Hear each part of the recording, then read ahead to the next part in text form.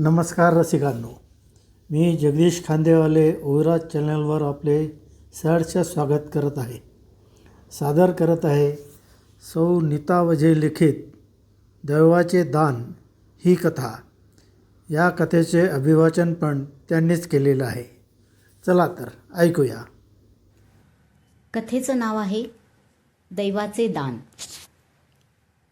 कविता प्रधान एक प्रथितयश प्रसूती तज्ज्ञ होती.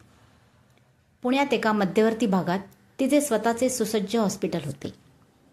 एक यशस्वी डॉक्टर म्हणून तिचा नावलौकिक होता. आई वडील, मोठा भाऊ आणि वहिनी यांच्याबरोबर ती राहत होती. वडील आणि भाऊ दोघेही त्यांच्या पारंपरिक बिझनेसमध्ये सुस्थापित होते. घरीदारी नातेवाईकात तिच्या हुशारीचा आदर आणि कौतुक होतं. एका शनिवार रविवारी तिला बंगलोरला एका कॉन्फरन्सला जायचं होतं, म्हणून तिने हॉस्पिटलमध्ये बदली डॉक्टर वगैरे नीट व्यवस्था करून ती फ्लाईटनी बंगलोरला पोहोचली.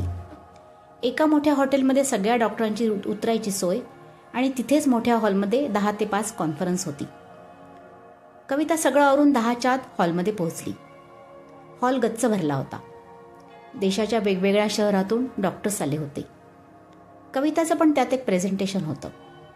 तिने पूर्वतयारी केलेलीच होती.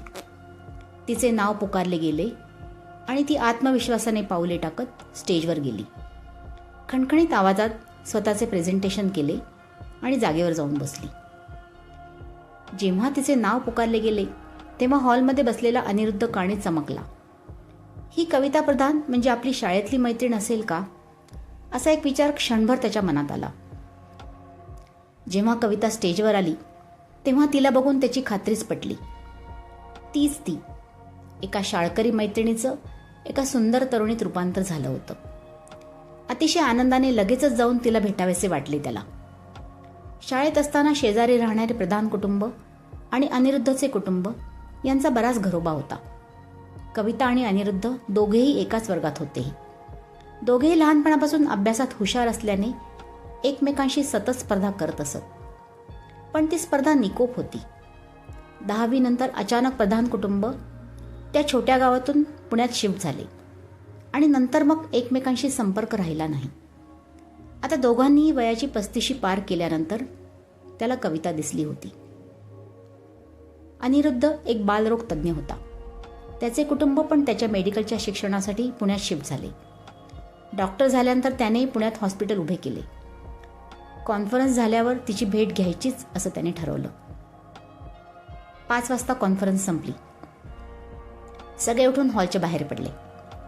लगेचच बाहेर स्नॅक्स, चहा, कॉफीची व्यवस्था होती. कविताने स्वतःसाठी कॉफी घेतली आणि ती एका कोपऱ्यात खुर्चीवर जाऊन बसली. मी पण तुमच्याबरोबर कॉफी घेतली तर चालेल का, विचारत असलेली कविता या प्रश्नाने दचकली.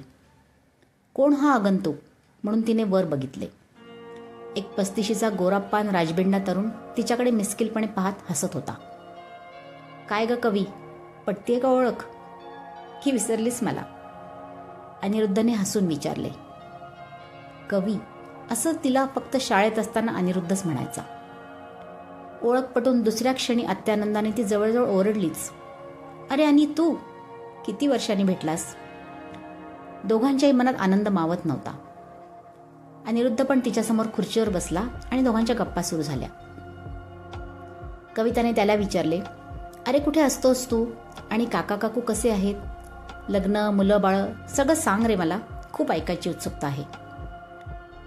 त्यावर अनिरुद्ध तिला म्हणाला, अगं हो हो कवी, जरा श्वास घे, सगळं सांगतो आणि ऐकतो सुद्धा, पण इथे नाही. आपण इतक्या वर्षांनी भेटतोय तर पोटभर गप्पा मारू. आज डिनर एकत्र करू. तू वापस कधी जाणार आहेस. त्यावर ती म्हणाली, सकाळी 5 वाजता माझी पुण्याची फ्लाईट आहे. बरं झालं, माझी पण सकाळचीच तीच फ्लाईट आहे. आता आपण आपापल्या रूमवर जाऊ. फ्रेश होऊन तू 7 वाजता इथे लॉबीमध्ये ये. मग आपण बाहेर कुठेतरी जेवायला जाऊ. ठीक आहे, डन. भेटू मग 7 वाजता. दोघेही एकमेकांच्या विचारातच रूमवर गेले. इतक्या वर्षांनी मैत्र गवसल्यावर मन नुसतं आनंदाने नाचत होतं. कधी एकदा 7 वाजतायत आणि भेटतोय, गप्पा मारतो असं दोघांनाही झालं. दोघेही बरोबर 7 वाजता लॉबीमध्ये भेटले आणि मग थोडं दूर एका सुंदर हॉटेलमध्ये जेवायला गेले. जरा स्थानापन्न झाल्यावर कविता म्हणाली, "आणि सांग मला सगळं." त्यावर अनिरुद्धने बोलायला सुरुवात केली. 10वी नंतर तुम्ही लोक अचानक निघून गेलात. मी 12वी नंतर पुण्यात मेडिकलचं शिक्षण घेतलं आणि बावधन एरियात माझं हॉस्पिटल सुरू केलं. 7 वर्षापूर्वी माझं अरेंज मॅरेज झालं आणि लग्नानंतर 2च वर्षांनी मला मुलगा झाला. माझ्या बायकोच्या म्हणजे सीमाच्या डिलिव्हरीमध्ये ऐनवेळी काही कॉम्प्लिकेशन्स होऊन त्यातच ती गेली. एवढं सांगून अनिरुद्ध 2 मिनिटं थांबला. "ओ, राहू दे आणि तुला अवघड वाटत असेल तर." "नाही ग, आज मैत्रीण भेटली आहे तर माझं मन मोकळं करतो."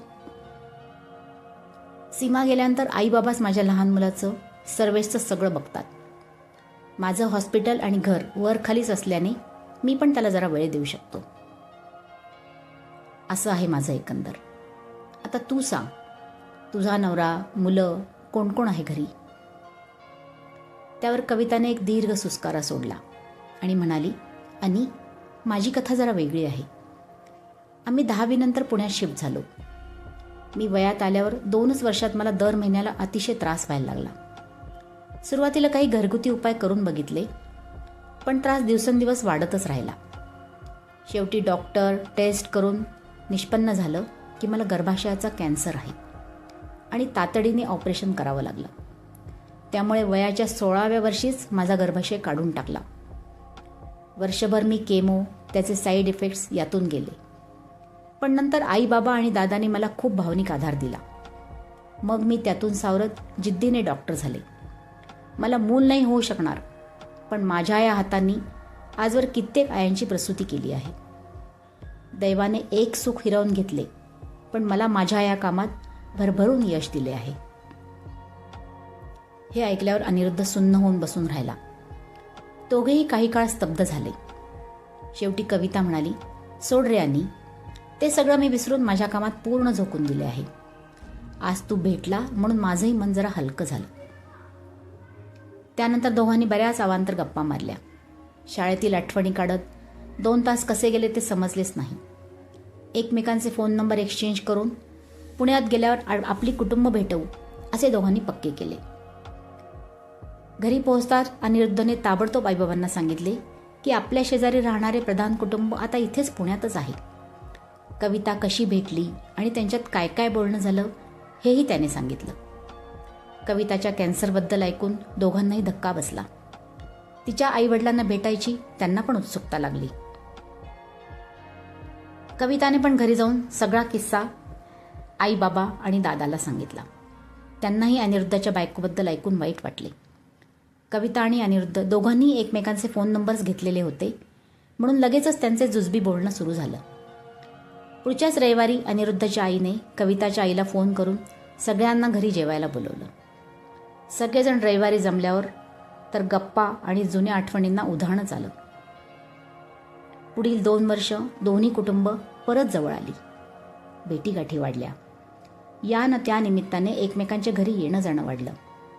दोन्ही कुटुंबाची जुनी ओळख अधिकच दृढ झाली. कविता आणि अनिरुद्ध दोघांच्या आयुष्यात जणू परत वसंत फुलला. मैत्रीचे रूपांतर प्रेमात कधी झाले हे दोघांनाही कळले नाही, पण घरच्यांना हे जाणवत होतं. 2 दुःखी एकाकी जीव एकत्र आलेले पाहून तेही समाधान पावले आणि एक दिवशी दोन्ही घरच्यांनी या दोघांसमोर लग्नाचा प्रस्ताव ठेवला. 2 वर्षात सर्वेश्वर तर कविताने वात्सल्याचा वर्षाव केला. तो तिला आईच समजायला लागला. दैवाने दिलेले हे दुसरे दान दोघांनीही स्वीकारले आणि त्यांच्या सहजीवनाचा आरंभ झाला. धन्यवाद नीताजी.